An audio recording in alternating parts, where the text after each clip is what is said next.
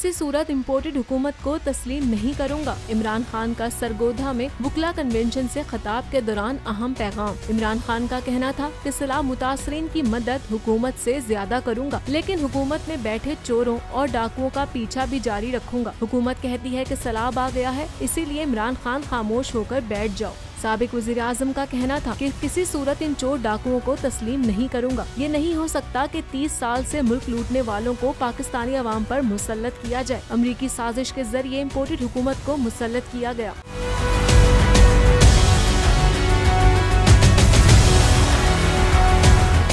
इमरान खान का मजीद कहना था कि पाकिस्तान में माफिया का राज है और उनकी पूरी कोशिश होगी कि खौफ में आकर हम इनकी हुकूमत को तस्लीम कर लें, लेकिन हुकूमत चाहे मुकदमे बनाए या मीडिया को मेरे खिलाफ लगाए, मैं फिर भी इस हुकूमत को तस्लीम नहीं करूंगा। चेयरमैन तहरीक इंसाफ इमरान खान का कहना था कि हुकूमत शौकत तरीन पर तौहीन IMF का मुकदमा दर्ज करने की तैयारी कर रही है। इमरान खान ने शहबाज सरकार पर तनकीद करते हुए कहा कि हुकूमत रूस से तेल नहीं लेगी और सिर्फ वो करेगी जो अमेरिका कहेगा।